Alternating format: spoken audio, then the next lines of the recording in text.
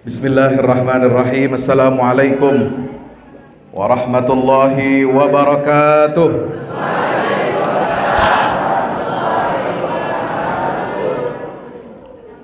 Alhamdulillahi rabbil alamin. Wabihi nasta'inu ala umurid dunya waddin. Wassalatu wassalamu ala ashrafil anbiya'i wa imamil mursalin, Sayyidina wa qaidina wa habibina wa syafi'ina wa maulana Muhammadin wa ala alihi wa ashabihi wa man tabi'ahum bi ihsanin ila yaumiddin. Subhanaka la ilma lana illa ma 'allamtana innaka antal alimul hakim. Rabbi zidna ilma, amin. Warzuqna fahma wa 'allimna ma yanfa'una wanfa'na bima 'allamtana. Allahumma ati nufusana taqwaha wa zakkiha anta khairu man zakkaha fa innaka ya rabbana anta waliyuha wa maulaha. Wa nunazzilu minal qur'ani ma huwa shifaa'un wa rahmatun lil mu'minin wa la yazidu adh-dhalimina illa khasara. Yang saya hormati, sama-sama kita muliakan para alim ulama, para tuan guru, para buya, orang tua kita, nenek mama, cerdik pandai. Wabil khusus di sini ada orang tua kita, Buya Sofyan. Tadi saya tanya berapa usianya Buya, beliau menjawab 28. Alhamdulillah. Saya tahu nih, paham nih apa maksudnya 28 nih. Beliau balik tanya sama saya, Ustadz berapa usianya? Saya 20 ampe. 20 ampe itu berapa? 24 ya.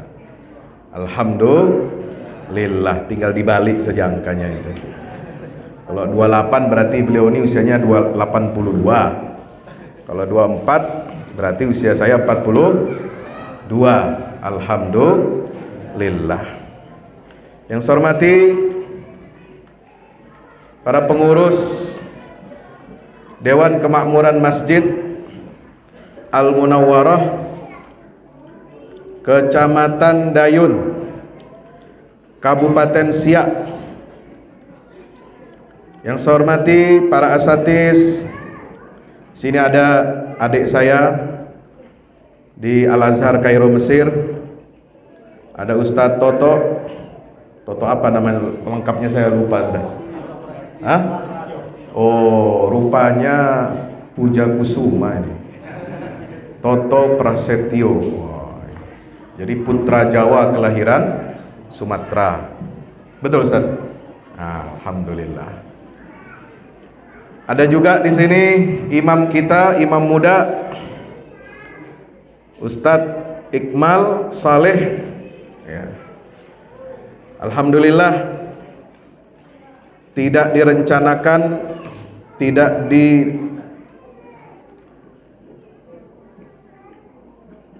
disetting sedemikian rupa. Ternyata kata beliau, saya pernah berjumpa dengan Ustadz. Perasaan saya tak pernah jumpa. Memang begitulah kalau Ustadz ya. Jamaah jumpa Ustadz, tapi Ustadz tak pernah jumpa jamaah. Karena repot menghafal satu-satu orang ini ya. Itu beliau ini pernah di Pare, Kediri ya, kota Inggris. Jadi kalau mau belajar bahasa Inggris, datang ke Jawa Timur, kota Kediri, ada di situ distrik kecamatan namanya Pare. Situ semua orang cakap bahasa Inggris ya, dari semua wilayah Indonesia. Mau masuk perguruan tinggi, mau dapat lulus apa namanya itu, syarat dapat sertifikat TOEFL bahasa Inggris ke luar negeri, atau untuk ngurus pekerjaan syaratnya ada TOEFL.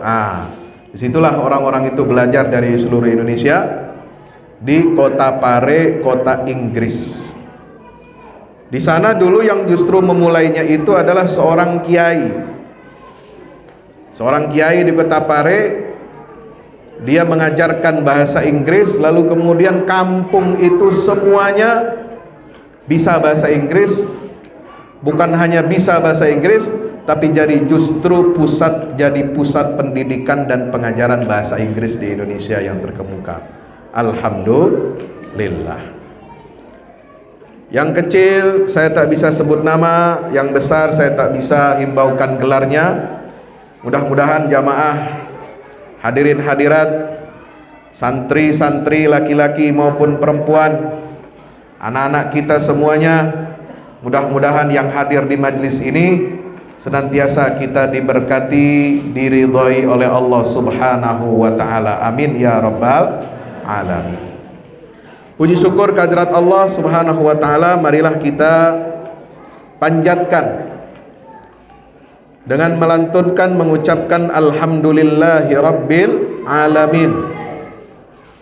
Segala puji bagi Allah, Tuhan seluruh alam semesta, Tuhannya orang-orang barat, Tuhannya orang-orang timur, yang hidup di selatan, yang hidup di utara, yang hidup di kutub utara, yang hidup di kutub selatan. Tuhan yang menciptakan seluruh manusia, yang memberikan rizki kepada seluruh manusia tanpa membeda-bedakan agama.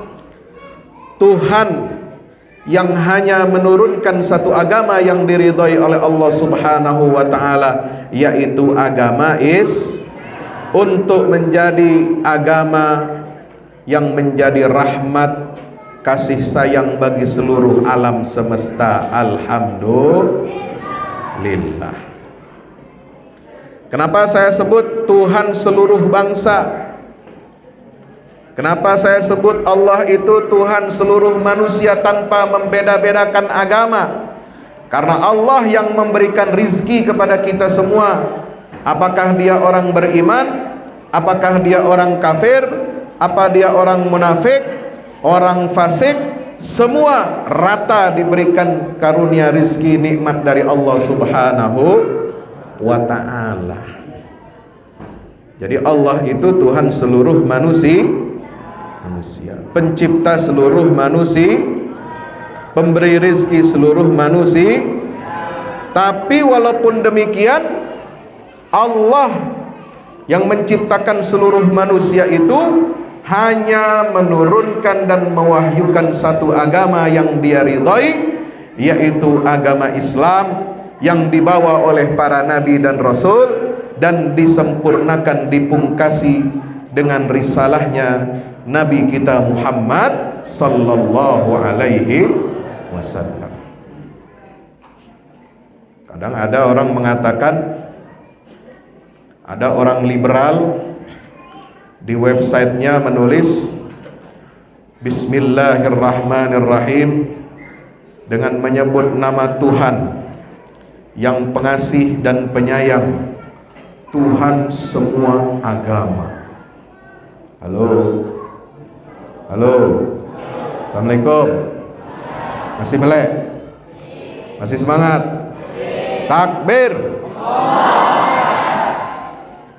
Ada orang Islam menulis Allah itu Tuhan semua agama, Allah itu menurunkan semua agama. Kira-kira ini ucapan benar apa tidak? Salah apa benar? Kenapa? Apa jawabannya? Bingung dia. Tidak mungkin Allah Ta'ala yang kita sembah, Allah Ta'ala yang kita esakan, Allah Ta'ala yang kita ibadahi sehari semalam dengan salat fardu 5 waktu, yang kita serahkan hidup kita, qul inna salati wa nusuki wa mahyaya wa mamati lillahi rabbil alamin. Tidak mungkin dia menciptakan berbagai macam agama yang akidahnya bertolak belakang satu sama lain. Mungkin tidak? Tidak mungkin, saudara. Yang satu, Islam memerintahkan manusia untuk mengesahkan Allah, memuji asma Allah, tauhidnya Allah baik rububiyah dalam hal penciptaan, uluhiyah dalam hal peribadatan, maupun asma wa sifat dalam tauhidnya, dalam nama dan sifat-sifatnya. Itu tidak mungkin bisa disatukan atau bisa disamakan dengan akidah agama lain yang menyatakan Tuhan itu tiga atau satu dalam tiga, tiga dalam satu. Sama tidak? Sama tidak? Tidak sama. Makanya Allah turunkan surat Al-Ikhlas. Apa Al-Ikhlas? Artinya memurnikan tauhid kepada Allah Ta'ala. Qul huwallahu ahad, Allahus samad, lam yalid wa lam yulad wa lam yakul lahu kufuwan ahad. Katakanlah wahai Muhammad bahwa Tuhan itu, Allah itu esa, satu, tidak berbilang. Allahus samad, Allah itu tempat bersandar segala sesuatu. Semua kehidupan manusia bersandar kepada zatnya Allah subhanahu, karena dialah satu-satunya pemberi nikmat, pemberi rizki, sehingga tegaklah kehidupan manusia dan seluruh makhluk di atas muka bumi ini dan di seluruh alam semesta. Maka Allah itu menjadi as-samad. Tidak ada Allah, tidak ada nikmat. Tidak ada Allah, tidak ada penciptaan. Tidak ada Allah, tidak ada manusia bisa hidup di atas muka bumi ini dengan semua fasilitas yang istimewa yang telah dipersiapkan oleh Allah Subhanahu wa ta'ala. Lam yalid wa lam yulad, dia tidak beranak dan tidak pula diperanakkan. Alhamdulillah. Mari kita berzikir tauhid. Mari kita berzikir kalimat tauhid, la ilaha illallah.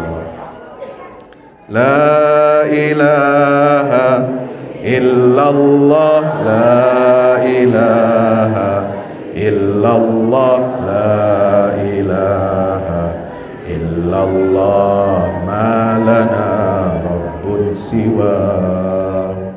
La ilaha illallah, la ilaha illallah, la ilaha illallah, ma lana rabbun siwa. La ilaha illallah, la ilaha illallah, la ilaha illallah, ma lana rabbun siwa. Tidak ada Tuhan kecuali Allah. Inilah kunci tegaknya kehidupan manusia. Kunci kita untuk masuk ke dalam surganya Allah, kunci kita untuk mendapatkan ridhonya Allah Subhanahu wa ta'ala. Maka kita hadir di majelis ini adalah dalam rangka menguatkan keimanan dan ketauhidan kita kepada Allah Ta'ala, insya Allah. Hadirin yang dimuliakan Allah Subhanahu wa ta'ala, mari kita bersalawat salam untuk junjungan kita baginda Rasulullah Muhammad sallallahu alaihi wasallam serta seluruh keluarga, para sahabatnya.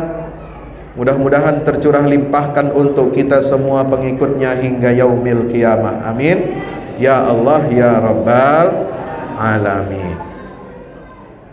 Alhamdulillah, malam hari ini Allah takdirkan saya dapat berjumpa, bersilaturahim dengan kaum muslimin dan muslimat di Kabupaten Siak, Kecamatan Dayun ini, dalam rangka roadshow dan safari dakwah selama 5 hari, sudah dimulai hari Sabtu yang lalu, dan malam ini adalah malam yang terakhir saya insya Allah roadshow safari dakwah di Provinsi Riau. Dan ini adalah mudah-mudahan menjadi miskul khitam, wa khitamuhu miskun wa fi dzalika falyatanafasil mutanafisun. Khitam itu artinya penutup botol. Penutup botol minuman-minuman yang ada di dalam surga itu, penutup botolnya itu dari harum-haruman dari minyak misik. Tahu minyak misik? Pernah pakai? Kalau Bapak Ibu umroh, insya Allah, atau mungkin yang sudah, saya yakin di sini sudah banyak yang umroh ya, betul? Alhamdulillah. Kalau orang Riau, orang Kampar, orang Siak, orang Rokan Hulu, di sini umroh gampang, betul? Tinggal petik pohon buah sawit, jadi dia berangkat umroh besok. Insya Allah. Di sini rezeki luar biasa Allah berikan, karunia nikmat yang luar biasa Allah berikan kepada rakyat Riau. Atasnya minyak, bawahnya minyak. Jadi panasnya minta ampun. Macam saya begini keluar keringat. Ini bukan keluar keringat dingin. Ini keringat panas ini. Alhamdulillah. Tapi sejak awal sampai kemari, hari Sabtu di Riau itu berangkat sampai ke Ujung Batu, alhamdulillah, sampai tadi siang cuacanya sangat mendukung, adem-adem, gerimis-gerimis, hujan-hujan, kecuali di tempat ini yang terakhir panas. Alhamdulillah.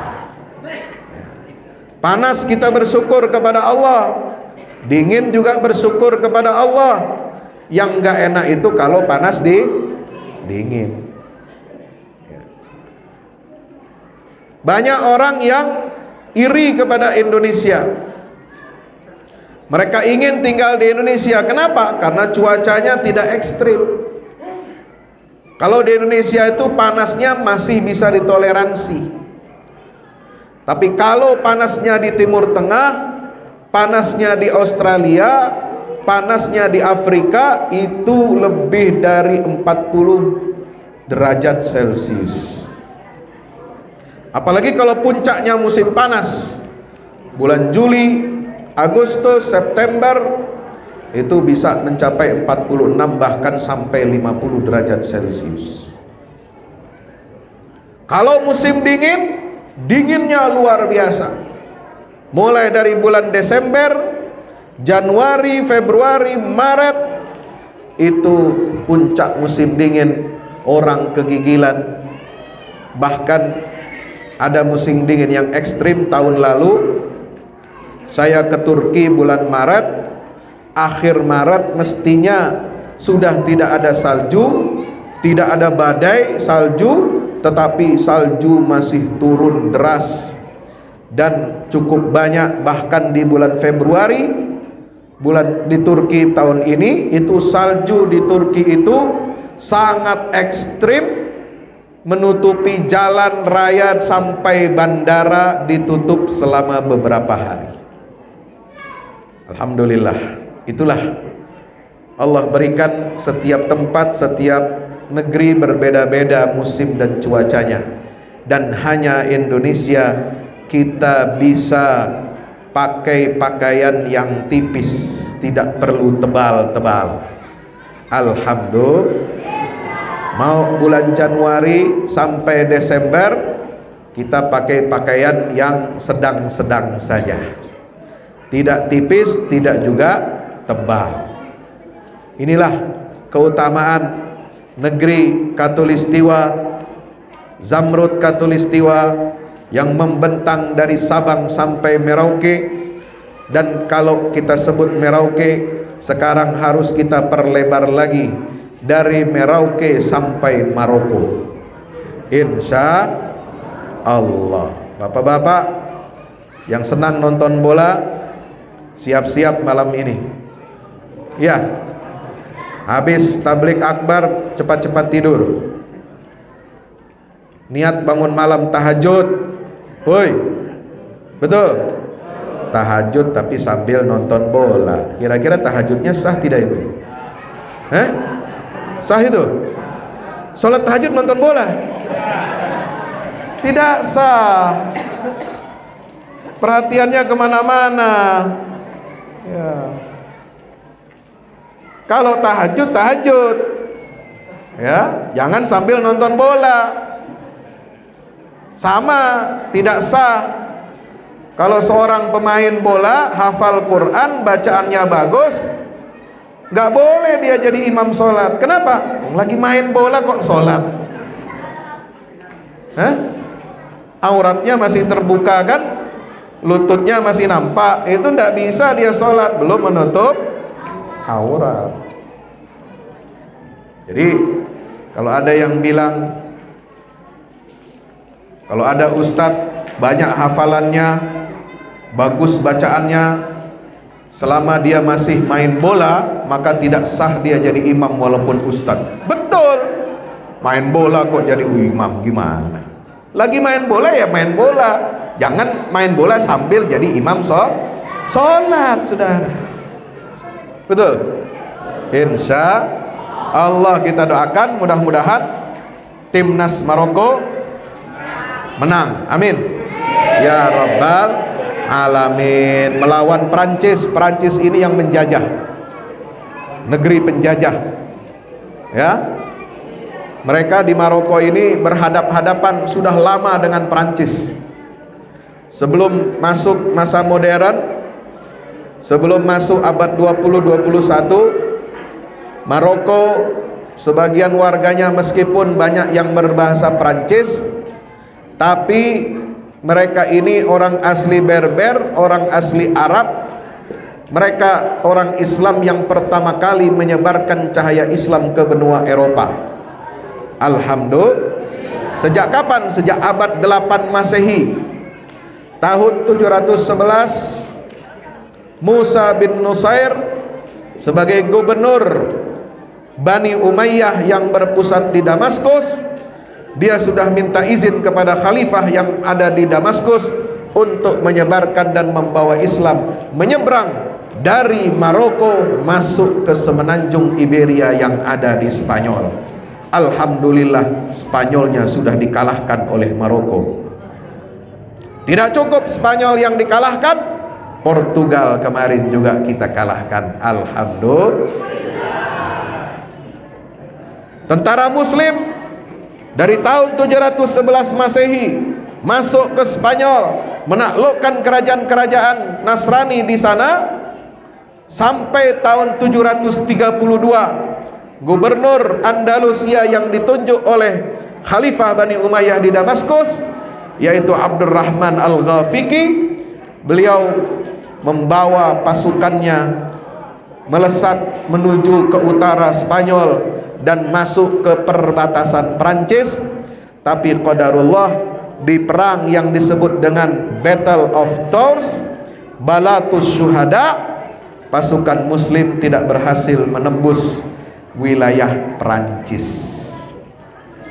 Mudah-mudahan apa yang dulu telah diusahakan oleh Panglima Abdurrahman Al-Ghafiqi tahun 732 kini bisa dilanjutkan oleh anak-anak muda, atlet-atlet pesepak bola dari Maroko, bisa menaklukkan dan mengalahkan Prancis malam ini. Amin ya rabbal alamin, insya Allah.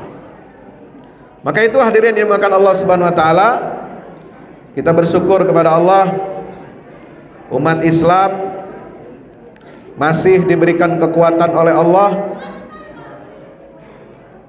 baik di negeri kita maupun di negeri-negeri yang lain. baik di negeri yang mayoritas beragama Islam seperti Indonesia maupun di negeri-negeri yang umat Islamnya minoritas.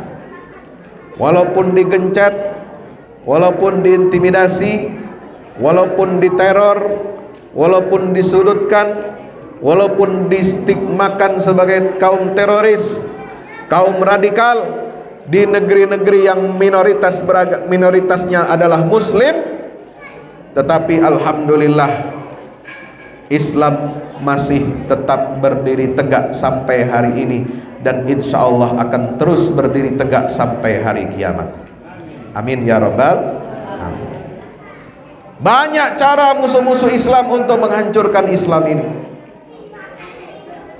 menyudutkan umat Islam, untuk menjauhkan umat Islam dari ajaran agamanya. Mereka ingin apa? Yasuddunan nasa an sabilillah wa yabghunaha iwaja. Itu bahasa Al-Quran. Mereka ingin menghalang-halangi manusia dari jalan Allah, dan mereka menginginkan jalan Allah itu yang lurus menjadi bengkok. Ya, jalan Islam itu lurus apa bengkok? Lurus. Ihdinas siratal mustaqim. Wa anna hadha sirati mustaqiman fattabi'uh wa la tattabi'us subula fatafarraqa bikum an sabilih dzalikum wassakum bihi la'allakum tattaqun. Inilah jalanku yang lurus, kata Allah. Fattabi'uh, maka ikutilah jalanku yang lurus itu, dan jangan kamu mengikuti jalan-jalan yang bengkok. Wala tattabi'us subul, kalau ada jalan yang lurus, jalan Islam, jangan ikuti jalan-jalan paham-paham lain di luar Islam. Kenapa? Karena itu akan menyebabkan kalian tercerai-berai, hanyut dan tenggelam, tidak bisa selamat dari jalan Allah Subhanahu wa ta'ala.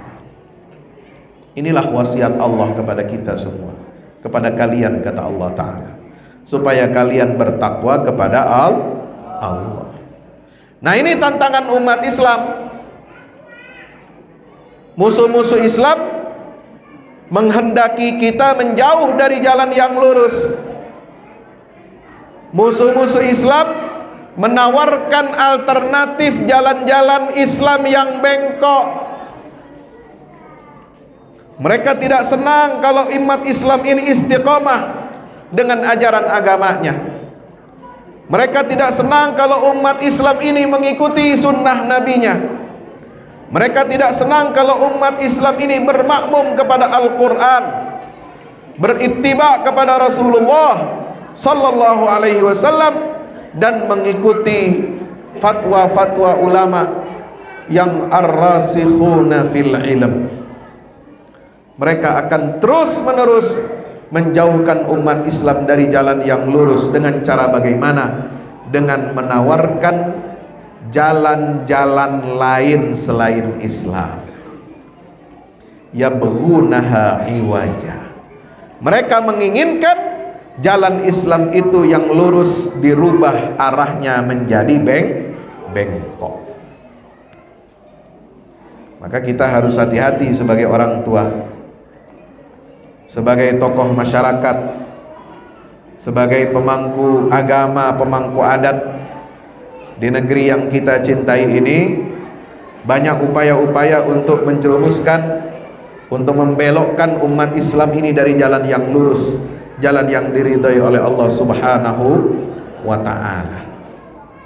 Berbagai macam stigma mereka ciptakan, berbagai macam cap mereka sematkan atau tempelkan kepada umat Islam, supaya umat Islam ini alergi dengan ajaran agamanya sendiri. Diberi cap teroris, diberi cap radikalis, karena ada perilaku sebagian kecil oknum umat Islam yang terpengaruh ajaran sesat terorisme dan radikalisme, lalu kemudian mereka menggeneralisir, memukul rata kepada seluruh kaum muslimin. Hati-hati. Sudah ada banyak indikatornya, indikasinya, tanda-tandanya. Yang rajin beribadah ke masjid, hati-hati, itu katanya ciri kaum radikal. Yang berjilbabnya rapi, tertutup rapat, apalagi kalau pakai cadar, hati-hati, katanya itu kaum radikal. Padahal mazhab Syafi'i yang dipakai di negeri Yaman itu mewajibkan perempuan pakai cadar. Ya. Cuma mazhab Syafi'i yang di Indonesia saja agak longgar. Tidak wajib cadar, tapi kalau di negeri Yaman sana, habaib-habaib itu istrinya, santri-santrinya semuanya bercadar. Wajib. Bukan sunnah lagi, Bapak Ibu. Kalau yang belajar di Yaman tahu itu. Itu mazhab Syafi'i itu. Ya. Di kita saja mazhab Syafi'inya agak longgar, tidak wajib. Bahkan ada yang menuduh kalau cadar itu adalah ciri kaum radikal. Nah, itu. Hati-hati kalau ada jamaah yang pakai celana cingkrang katanya. Pakai baju cingkrang, jidatnya hitam, jenggotnya panjang, itu ciri tanda orang goblok katanya. Semakin panjang jenggotnya makin goblok katanya. Nauzubillah min dzalik. Itu kan menghina ajaran sunnah Rasulullah. Kalau saudara nggak bisa tumbuh jenggotnya, jangan menghina orang yang berjenggot. Saya ini jenggotnya segini-gini aja, nggak bisa tebal, nggak bisa panjang. Mau diapain lagi? Ya. Nggak boleh kita menghina sunnahnya Rasulullah SAW. Kita upayakan bisa mengamalkan sunnah sesuai dengan kemampuan kita. Fattaqullaha mastata'tum. Gak boleh kita mengejek, sama dengan gak boleh kita mengejek pakaian yang dipakai oleh baginda Rasulullah. Pakai gamis, pakai jubah, pakai imamah, sorban. Dikatakan itu hanya adat budaya Arab. Betul, adat budaya Arab. Katanya juga itu pakaiannya Abu Lahab juga. Lah, Abu Lahab pakaiannya pakaian Abu Lahab. Kalau Rasulullah ya pakaiannya Rasulullah. Masa tidak bisa bedakan? Kita pakai jubah, kita pakai imamah, kita pakai sarban, bukan untuk mencontoh si Abu Jahal, tapi kita untuk mengikuti contohnya baginda Nabi kita Muhammad sallallahu alaihi wasallam. Kalau tidak suka pakai baju kurung, tidak suka pakai imamah karena nggak pantas, ya jangan menjelek-jelekkan. Kita harus proporsional. Jangan terbawa arus. Islam Nusantara yang paling baik, paling hebat, paling santun. Jangan contoh ambil Islam dari Arab. Ya, ada yang begitu? Ada yang begitu? Katanya Islam lahir di Arab, maka kalau dibawa ke Indonesia harus menyesuaikan dengan budaya Nusantara. Wah, ini kebangetan ucapannya. Islam itu produk Allah, bukan produk orang Arab. Islam itu diwahyukan oleh Allah dengan Al-Quran yang berbahasa Arab, dengan Nabi yang berbahasa Arab, dari suku bangsa Quraisy, bangsa Arab yang paling mulia. Tidak boleh kita menjelek-jelekan, menghina-hina bahasa Arab. Tidak boleh kita menghina adat budaya Arab, dan itu tidak boleh dikaitkan dengan ajaran Islam bahwa Islam itu adalah produk budaya Arab. Na'udzubillah min dzalik. Islam ini adalah produknya Allah. Ajarannya itu adalah rahmatan lil alamin. Syariatnya adalah syariat yang melindungi umat manusia dari kejahiliahan. Syariat Islam ini memberikan pencerahan, memberikan kemaslahatan, kebaikan bagi umat manusia, apapun sukunya, apapun bangsanya, dimanapun dia tinggal. Kalau komitmen dan konsisten menerapkan syariat Islam, maka bangsa apapun dia, bahasa apapun dia, dimanapun dia tinggal, maka dia telah menjadi keluarga Islam yang bersifat universal. Kenapa? Karena bahasa Al-Quran dipakai di seluruh penjuru dunia. Kita sholat, berdoa, baca surat Al-Quran, baca doa setiap kali perpindahan dari satu rukun ke rukun yang lain, itu semua dengan medium bahasa Arab. Kenapa? Karena inilah bahasa persatuannya umat Islam. Coba kalau sholat atau azan pakai bahasa daerah masing-masing, ya bagaimana jadinya itu? Nanti yang azan di sini pakai bahasa apa? Hah? Bahasa Ocu, bahasa Melayu. Nanti orang Jawa tidak mau datang kemari. Itu bukan bahasa saya katanya. Orang Minang tidak datang ke masjid ini kalau azannya pakai bahasa Melayu. Ya, nauzubillah min dzalik. Tapi kalau dengar azan itu Allahu Akbar, Allahu Akbar, itu sudah bahasa Islam semuanya. Apapun sukunya, apapun bangsanya, apapun warna kulitnya, apapun bahasanya, kalau dia sudah mendengar Allahu Akbar, Allahu Akbar, asyhadu an la ilaha illallah, asyhadu an la ilaha illallah, dan seterusnya sampai akhir kalimat azan, itu menjadi tanda pemersatu bagi kita umat Islam. Kita sedang diseru, dipanggil oleh Allah Ta'ala untuk melaksanakan ibadah sholat lima waktu. Jadi Islam ini agama yang universal. Tidak boleh kita jadikan agama ini semau dan selera kita masing-masing. Yang enak kita ambil, yang tidak enak kita buang. Syariat Allah ini tanggung jawab kita untuk melaksanakannya, untuk mematuhinya, dan untuk mewujudkannya secara kafah, meskipun harus bertahap. Tidak bisa langsung jadi dalam sehari semalam. Alhamdulillah di Riau ini Bank Pembangunan Daerahnya, BPD-nya sudah berubah dari Bank Riau Kepri jadi Bank Riau Kepri Syariah. Alhamdulillah. Maka saya himbau Bapak Ibu semua, baik yang pedagang atau petani atau pekebun atau PNS dan lain sebagainya, wajib hukumnya untuk membuka rekening di bank syariah. Insya Allah wajib, Pak. Karena ini cara kita untuk mensiarkan agama Allah melalui ekonomi, melalui perbankan.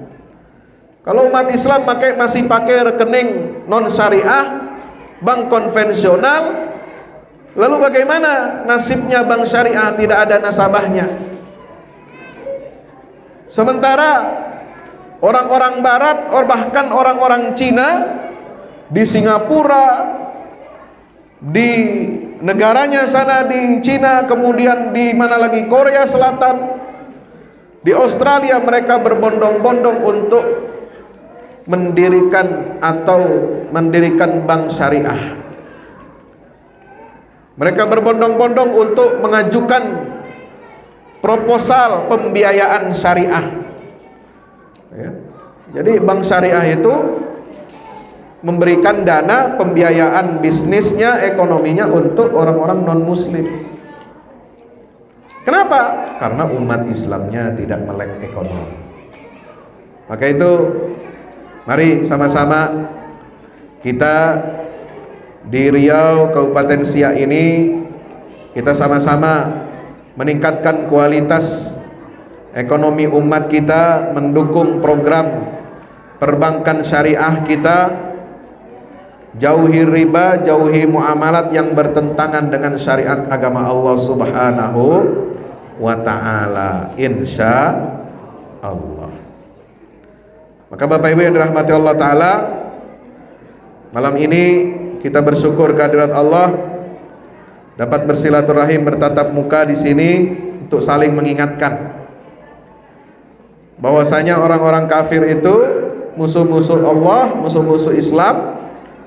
Disebutkan di dalam Al-Quranul Karim, innal ladzina kafaru yunfiquna amwalahum liyasuddu an sabilillah fasayunfiqunaha thumma takunu alaihim hasratan thumma yughlabun walladzina kafaru ila jahannama yuhsyarun.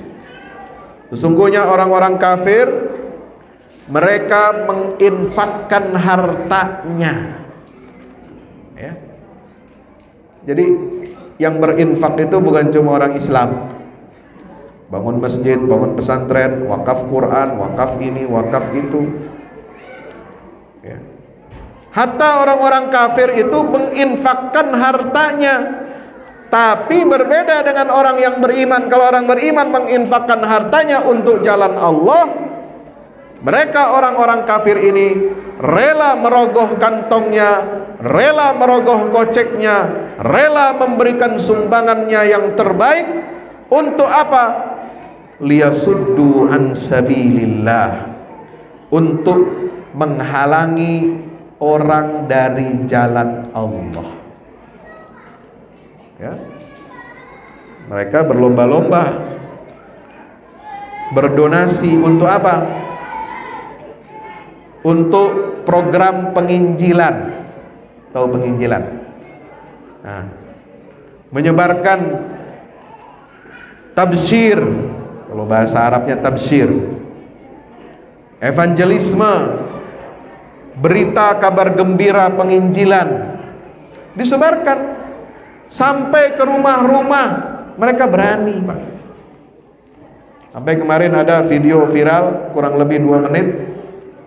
Ada anak muda, ya, pakai pakaian apa? Kalau tidak salah dia pakai jaket salah satu apa namanya, moda transportasi online itu, ya. Apa namanya nggak tahu saya. Nanti kalau saya sebut kena pidana itu, ya. Oh, ini Ustadz nih memprovokasi nih, menjelek-jelekan perusahaan transportasi online katanya. Ya. Itu dia menyebarkan apa?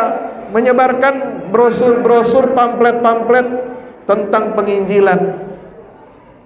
Ya. Mengajak umat beragama, terutama umat Islam, untuk menjadi Nasara. Ya. Mengajak mereka itu berani, Pak, terang-terangan. Lah, kemana umat Islam? Kita mendakwakan Islam masih malu-malu. Mana pemimpin umat Islam? Mana anggota dewan yang beragama Islam? Mana pejabat eksekutif yang beragama Islam untuk melindungi akidahnya umat Islam? Disinilah dituntut tanggung jawab kita bersama.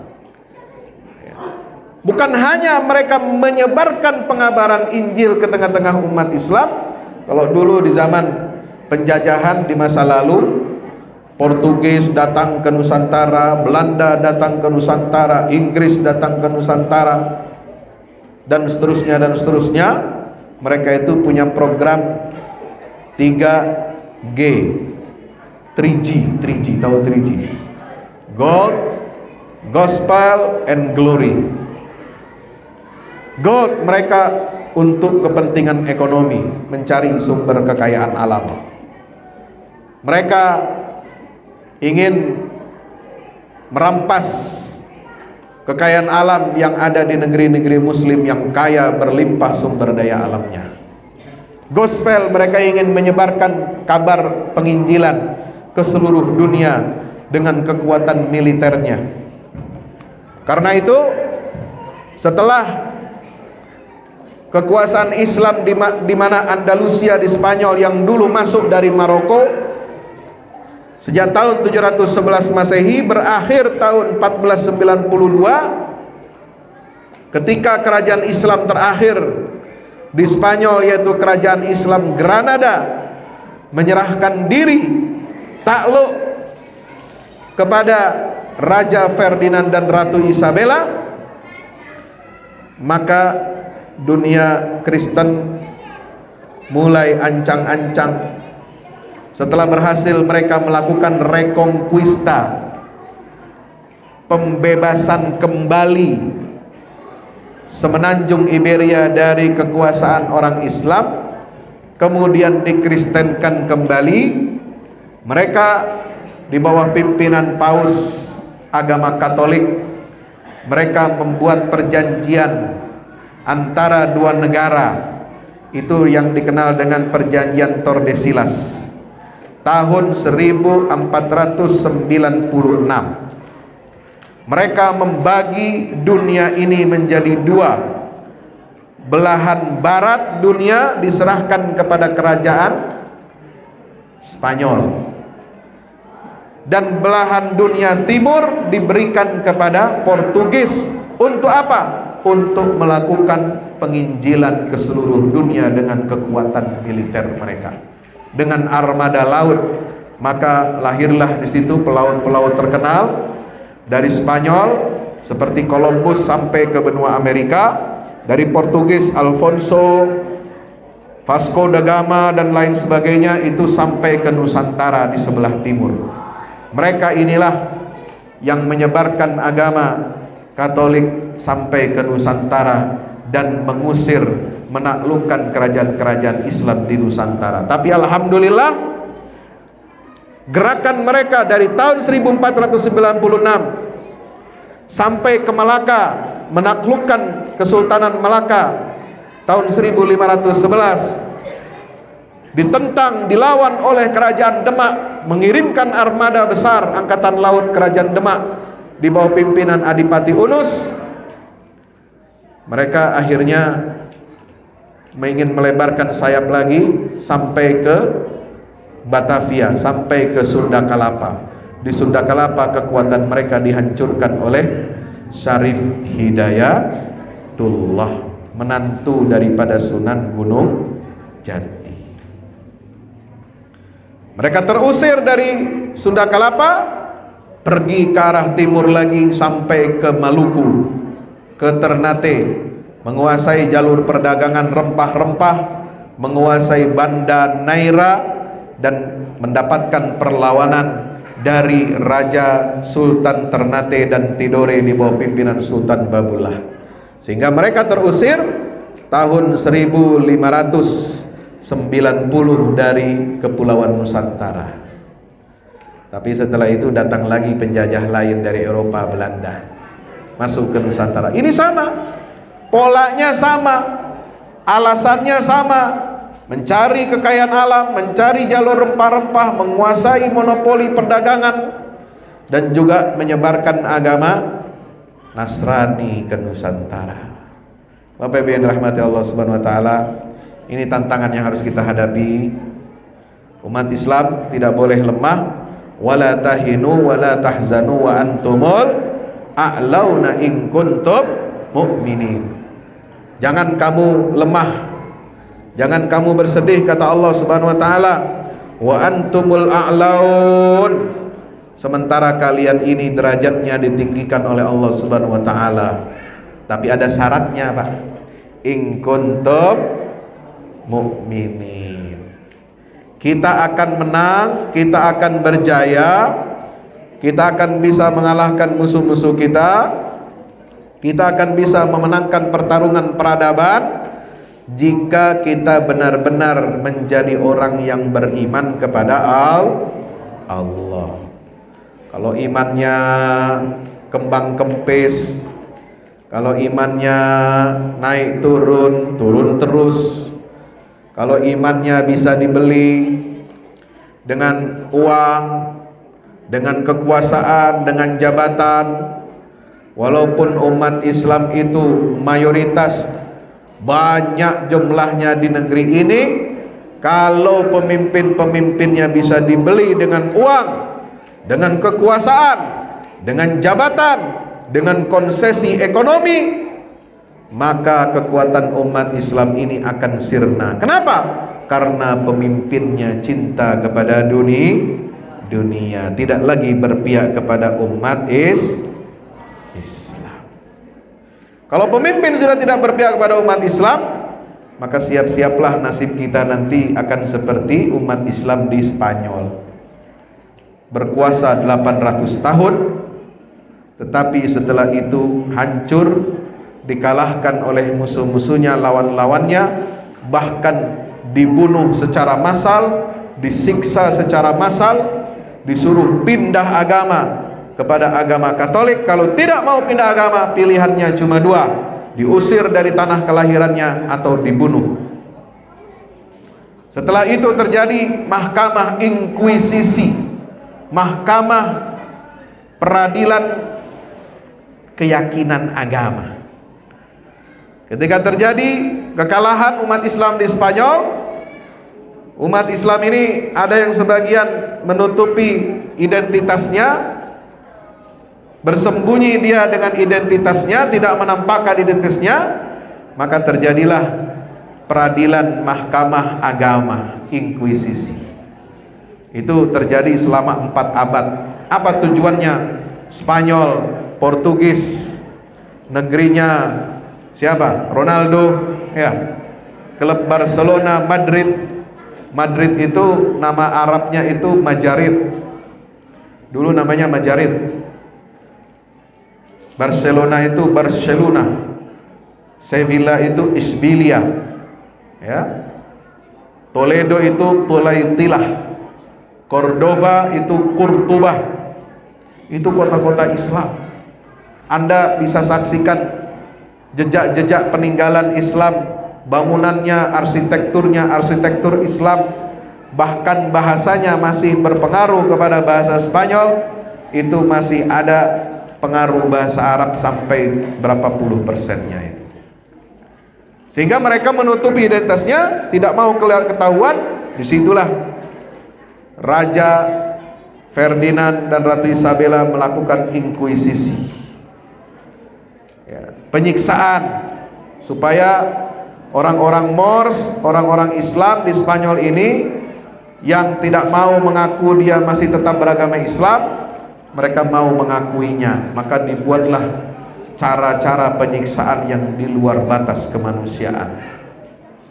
Ada yang diikat, digantung, pinggangnya diikat dengan besi, ditarik-tarik ke bawah, dan tangannya ditarik ke atas sampai mati. Ada yang disiksa dengan apa?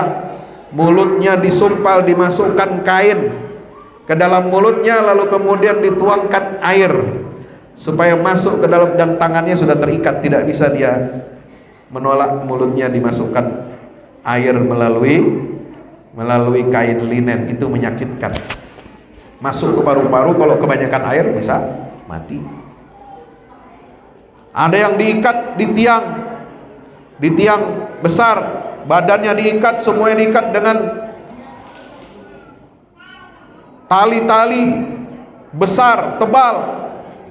Lalu kemudian dia ditarik oleh algojo sehingga tali-tali yang besar itu menghancurkan tubuhnya dan merobek daging mereka hidup-hidup.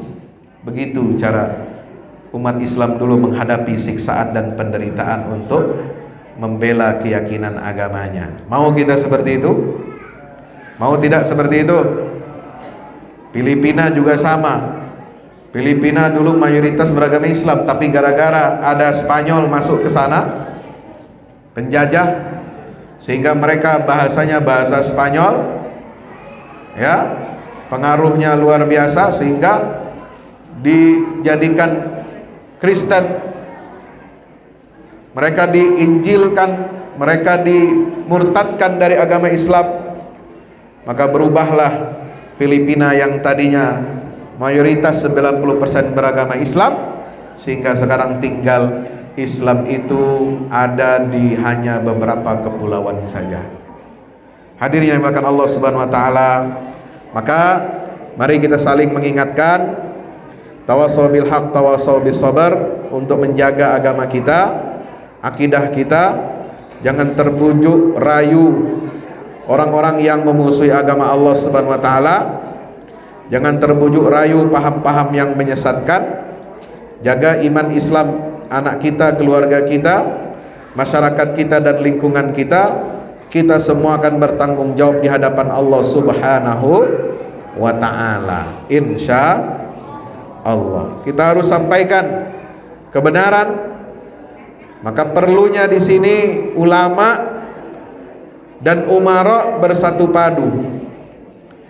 Kalau umara tidak lagi mendengarkan nasihat para ulama, kalau umara lebih berpihak kepada uang, kekuasaan dan jabatan, maka ini sangat berbahaya. Sehingga politik yang tadinya diurus oleh umara, diurus oleh penyelenggara pemerintah, maka mau tidak mau ulama harus turun gunung. Insya Allah. Kenapa ulama harus capek-capek turun gunung? Bukan lagi mengurus santri, sudah mengurus pesantren sudah susah. Ini lagi dituntut untuk mengurus masyarakat. Kenapa? Karena pemimpin yang ada ini tidak bertanggung jawab, tidak berkomitmen untuk menjaga akidah, menjaga syariat dan menjaga akhlak anak-anak bangsa kita. Ya. Maka ulama harus turun gunung. Nah, kemarin saya sebelum kesini di Bangkinang, ya, dipertemukan dengan Ketua Umum MUI Kabupaten Kampar, Buya Dr. Mawardi Saleh, ya. Dan beliau minta doa restu. Katanya sudah keluar SK untuk beliau dimajukan sebagai calon anggota legislatif DPR RI Pusat dari Dapil 1 Provinsi Riau. Saya bukan kampanye ya. Halo? Saya bukan kampanye nih. Saya bukan kampanye untuk pilih beliau, bukan. Karena pemilu masih lama, 2024. Tapi tolong ingat-ingat ucapan saya malam ini sampai 2024. Betul? Kampanye juga ya Ustaz.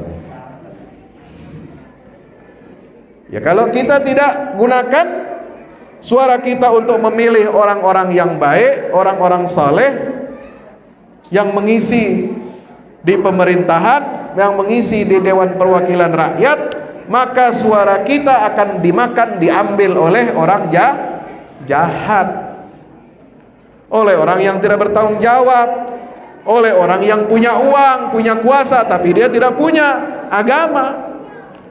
Agamanya uang, agamanya kekuasaan, agamanya ikut pesan sponsor oligarki, itu agamanya, walaupun dia beragama Islam. Ada yang begitu? Ada yang begitu tidak? Ada. Nah, yang begini ini jangan dipilih, saudara. Walaupun dia berikan, tebarkan amplop, tentu dengan isinya amplopnya ya. Ada yang 100.000, ada yang 200.000, jangan kita terima.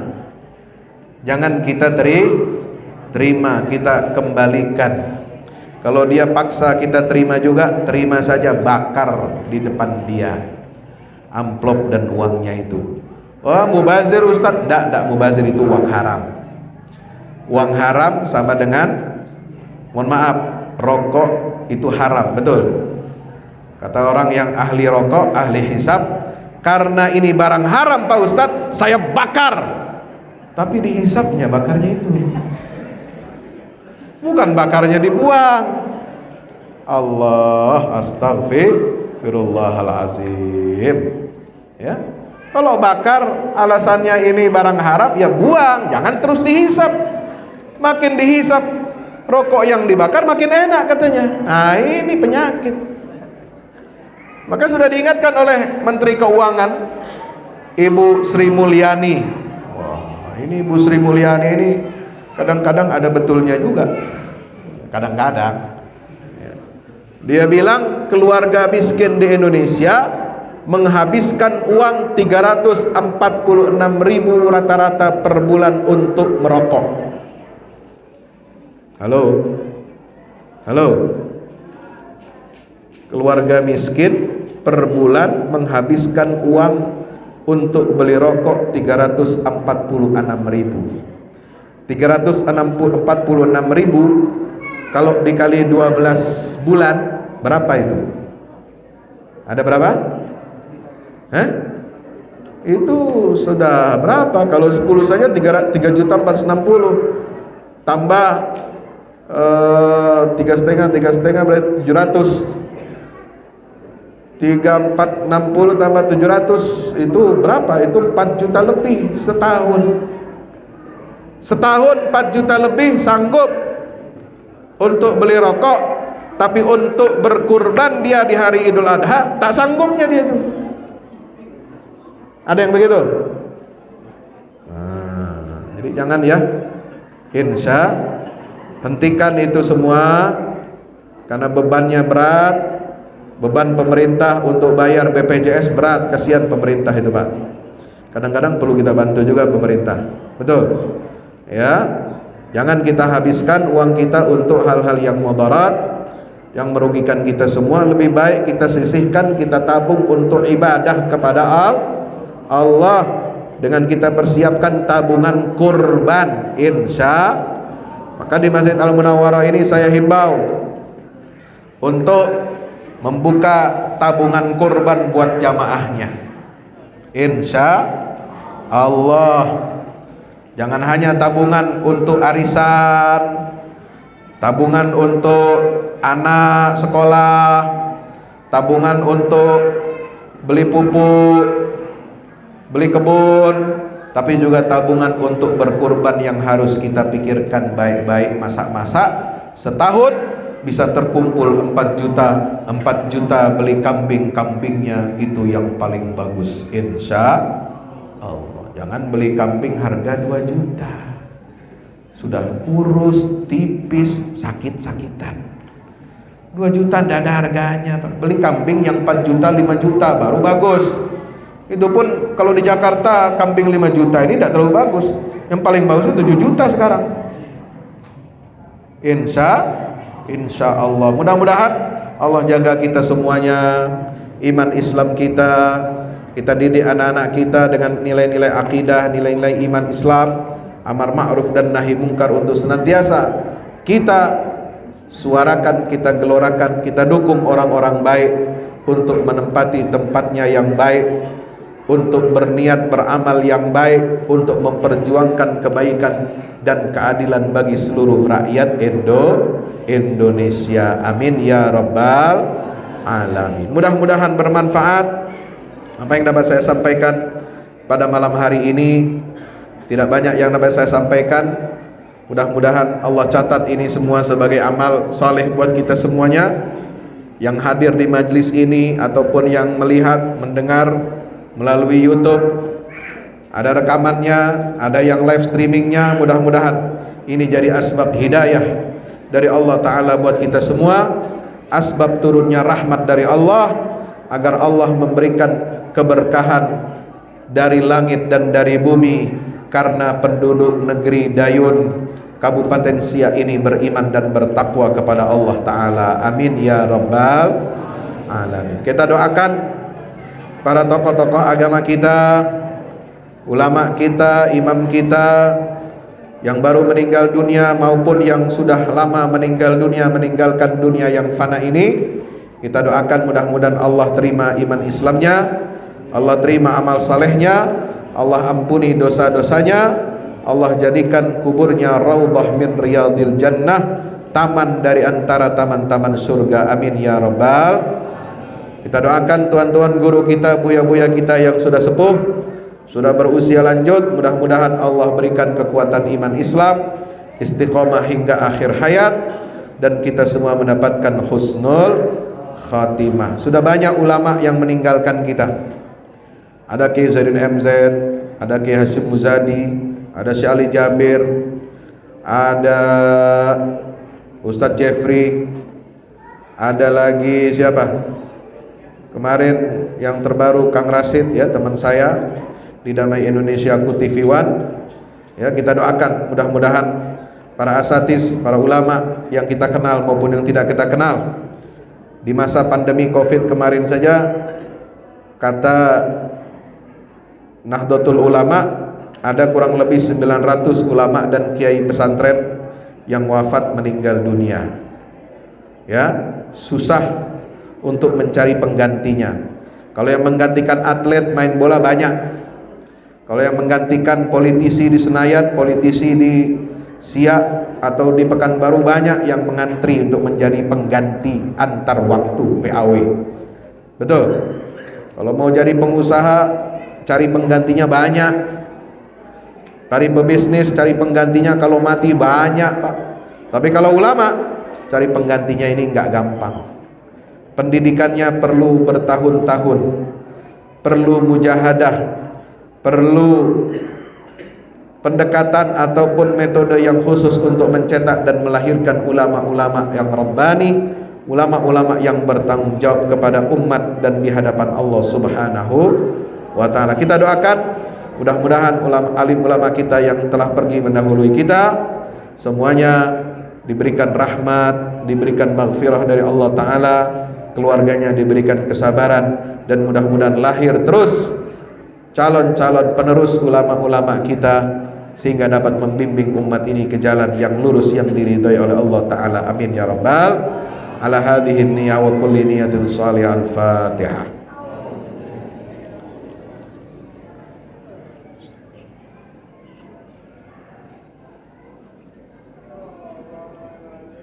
Jangan lupa doa malam ini supaya Maroko menang. Amin ya rabbal. Mudah-mudahan nanti masuk ke final. Di final nanti jumpa dengan Argentina. Argentina ini penjajah juga itu. Ya, Argentina, ada catatan buruk Argentina ini buat dunia Islam. Dia negara pertama yang disiapkan oleh Zionis untuk menjadi tempat tanah air bagi Yahudi dari seluruh dunia. Itu negeri Zionis itu Argentina. Ya, tapi kemudian pilihan jatuh ditetapkan oleh Kongres Zionisme Internasional. Argentina itu alternatif. Kalau Palestina tidak diberikan oleh Sultan Khalifah Amirul Mukminin dari Kesultanan Ottoman Turki yang ada di Istanbul, rencana pertama itu adalah Palestina. Kalau gagal, maka rencana kedua adalah Argentina. Tapi karena rencana pertama tidak gagal, bahkan menemukan jalan yang begitu terang dan lebar dengan diruntuhkannya kekhalifahan Turki Utsmani, maka pihak Inggris dan Prancis, ini Inggris dan Prancis memang otaknya ini yang menghancurkan dunia Islam. Inggris dan Prancis, dua menteri luar negerinya melakukan perjanjian yang disebut dengan Sykes-Picot. Sykes-Picot itu apa? Perjanjian antara menteri luar negeri Inggris dan Prancis. Yang menang perang dunia I, maka wilayah dunia Islam yang di bawah kekuasaan Ottoman Turki itu dibagi-bagi, dipecah-pecah, dipotong-potong untuk dikuasai oleh Inggris dan Prancis. Prancis dapat wilayah negara Afrika Utara, kemudian wilayah Lebanon dan Syria itu dikuasai Prancis. Sementara Inggris mengambil Mesir, Irak, Hijaz, kemudian Jordania, dan mereka ini yang mengacak-acak termasuk India itu dicaplok oleh Inggris. Maka terbukalah jalan bagi Zionisme internasional, meskipun pemimpin Zionis Theodor Herzl sudah mati duluan, tapi cita-citanya hidup. Ada yang melanjutkan, ada kekuatan dana yang besar luar biasa untuk menghancurkan umat Islam, berhasil, sehingga bumi Palestina akhirnya jatuh ke tangan Israel, diproklamasikan tahun 1948.